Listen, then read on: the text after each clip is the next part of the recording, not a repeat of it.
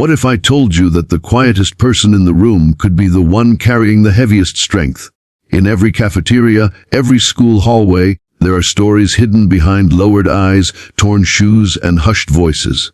Sometimes those stories collide with cruelty, but sometimes they collide with a kind of power that no bully could ever imagine. This is the story of a new girl, timid, small, and overlooked, who walked into a cafeteria one day and became the center of an attack. But within seconds, the entire school saw something they'd never forget, and those boys who laughed at her. Well, by the end, they weren't laughing anymore. Her name was Layla. She had transferred to Roosevelt High halfway through the semester, and anyone who has ever been the new kid knows how hard that is. She walked into the cafeteria on her first day, carrying a plastic tray with nothing but a carton of milk and an apple. Her clothes weren't new. Her sneakers had faded laces, and her hair was tied back loosely, as if she hadn't had time that morning to make herself look like the other girls in school. Students whispered. Some turned their heads, curious about who she was. Others simply ignored her. But 3 boys, Ethan, Jake, and Mason, noticed her for all the wrong reasons. They were the kind of boys who fed on weakness, who thought laughter was found in making others feel small. Layla sat at the far corner of the cafeteria, head bowed, nibbling quietly on her apple. But it didn't take long before the boys noticed her solitude.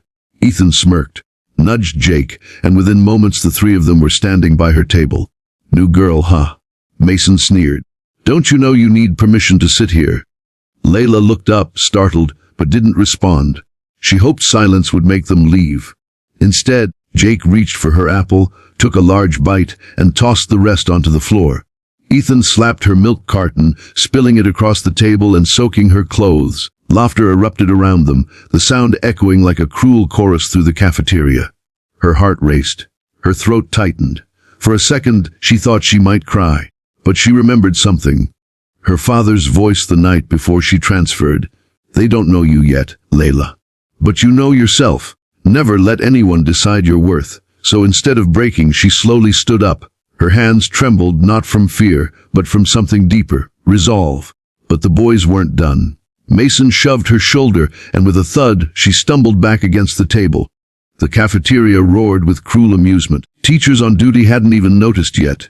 To them it was just noise. But then, something shifted. Layla's expression hardened, and the cafeteria grew quieter, almost sensing a storm about to break. Mason reached out to push her again, but before his hand even landed, Layla twisted her body sideways. In one swift motion that no one expected, she caught his wrist, pulled, and with a controlled pivot, sent him stumbling into a chair. The sound of his fall silenced the laughter instantly. Jake stepped forward in anger, but Layla raised her eyes, calm, steady, almost fearless now. When he lunged, she sidestepped, grabbing his arm and pushing him down flat against the table with surprising strength. The cafeteria gasped. Ethan froze. For a moment, his confidence slipped.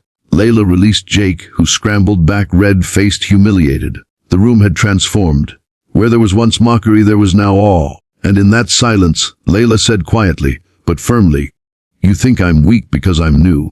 But you don't know me."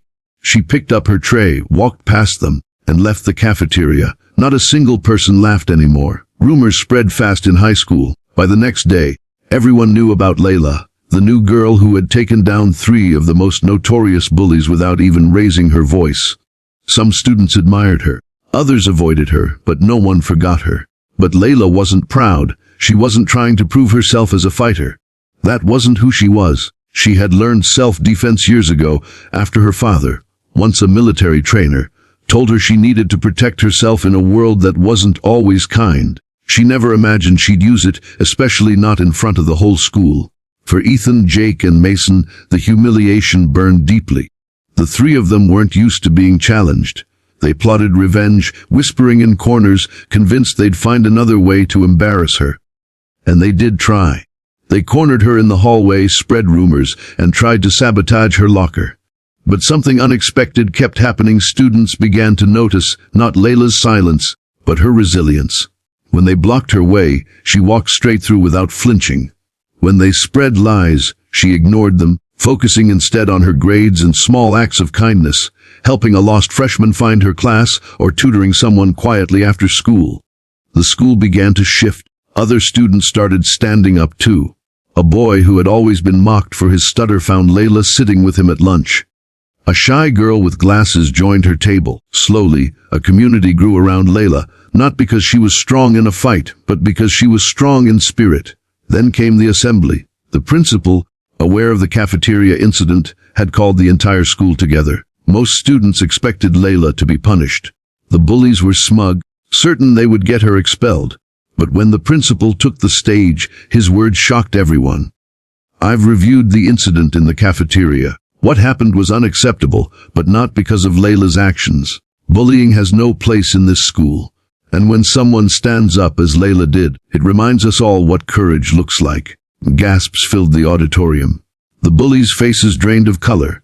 And in that moment, Layla, sitting quietly in the third row, realized she had changed more than just her own story. She had shifted the balance of the entire school.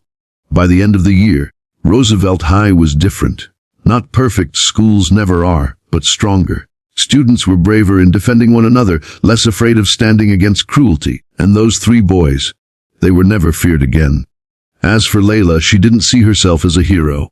She was just a girl who wanted to eat her lunch in peace.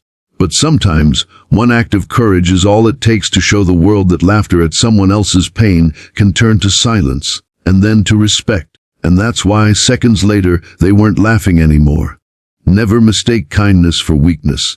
Even the quietest person carries a strength you can't see, until the moment it's revealed. And sometimes, it takes just one person standing tall to change an entire crowd.